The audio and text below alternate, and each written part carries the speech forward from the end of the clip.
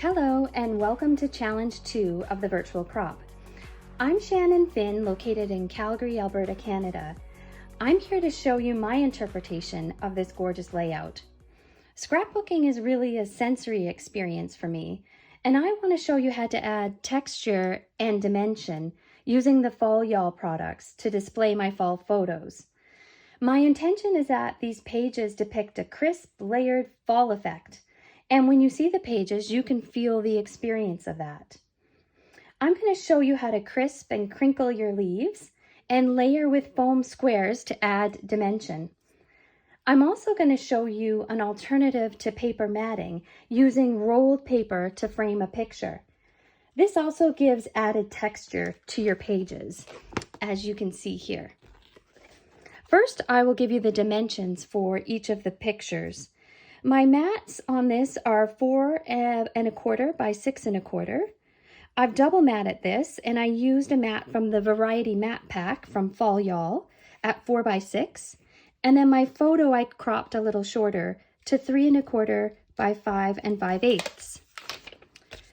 Next, for my next set of photos on this left-hand page, I've added mats that are 4 1/4 by 4 1/4, and of course my pictures are at 4 by 4.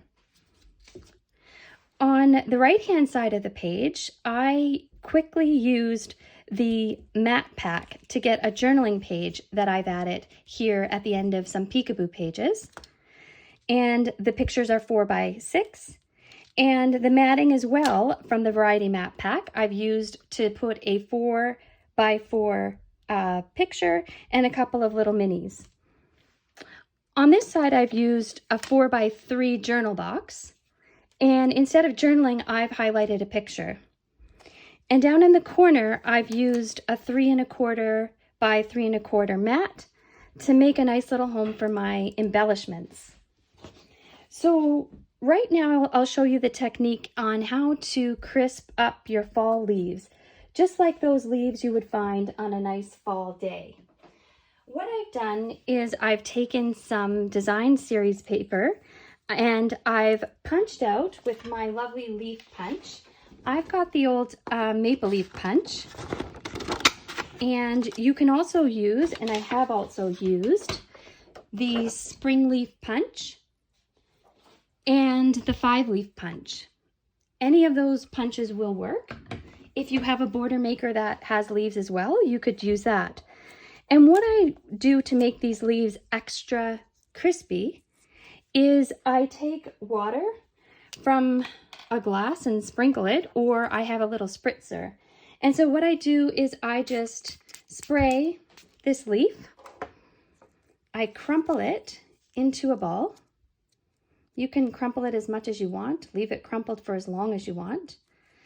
And when you uncrumple it, it doesn't matter if it rips, that's okay too. It adds to the texture. You get a perfectly crisp leaf. Set that aside to dry and it will get a little more textured, and we will use that later to adhere to our pages. Alternatively, with the punches, I don't know about you, but during fall, I take a lot of pictures of leaves. Fall in Calgary is a very fleeting season. We never know when a Chinook is going to blow in and scatter all of our gorgeous colors. So I've also used my punches to cut out leaves from these pictures.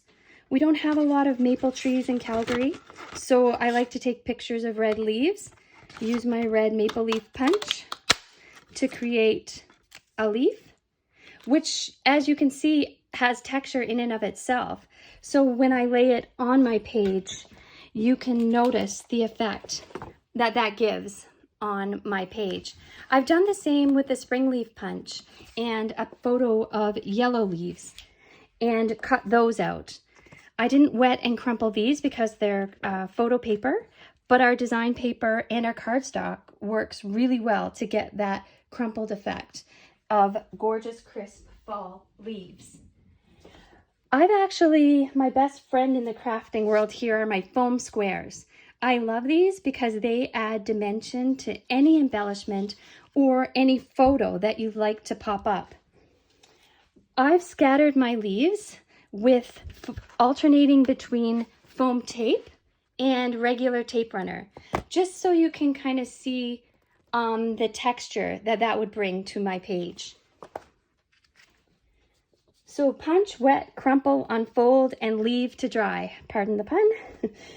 Also, when we unfold them and leave them to dry, overnight even, you can crumple them some more, get more of that texture, and then apply to your page. The second technique I'd like to show you today is an alternative for paper matting. So instead of matting your photos, I've actually used paper rolling to add dimension. So as you can see, these are our papers from our fall y'all package, and they are rolled and then just adhere to the page with regular tape runner. I'm going to show you how I did that. I've used a width of about 2 or 1.5 will do as well. And I've used varying lengths, 4.5, 5, 5.25. And I take a pencil and I make sure to have my tape runner ready. I use the side that I'd like to display on the reverse. So I take my pencil, roll my paper around that pencil, and when I get to the edge, I'm going to put a line of tape runner down that page so that when I roll to the end, I can just take that off, adhere the tape down, take out my pencil, and I have a perfectly formed tube, which I'm going to put on my page with tape runner. I can actually add it on here, but you can see I've done that here with different pieces of design paper, and also on this side with design paper. And that just gives us another added layer or texture to the page that we're creating that already feels like fall. The next part that I've used and displayed in this layout is some distressing on my cardstock. Creative Memories cardstock is really sturdy. And so what I've done is I've taken my cardstock, made our mat, my mat, and then take the edge of my scissors like so and distress that. It doesn't matter if it rips. Remember, this page is all about texture and really utilizing that crumpled fall look to suit your pictures. Creative Memories really helps us preserve our stories. So journaling is such a very important part of the piece for me. Here in Canada, we recently honored the National Day for Truth and Reconciliation. And my family spent the day in nature, reflecting on what it means to us. I use some peekaboo pockets to add extra pictures. Peekaboo pockets really allow us to get more than one picture in our layout. And I actually used pictures of my great-grandfather and his birth certificate. And I'm going to journal here the story of our Mi'kmaq heritage, which was only recently discovered. As you can see, his picture is not in the right orientation for this layout. So by adding an extra peekaboo page, I can add his picture and his birth certificate and still have a layout that fits the orientation of my photos. So even if they're not the correct orientation, they tell the story that we're going to preserve for future generations to come. You could also add journaling boxes in these peekaboo pages as well, especially if you have a longer story to tell. So my love of foam squares really continues as I work to pop up my embellishments. And what I've done is I've added embellishments in groupings. As you can see, I've added a group of trees here. I've overshadowed them. They're popped up by foam layouts.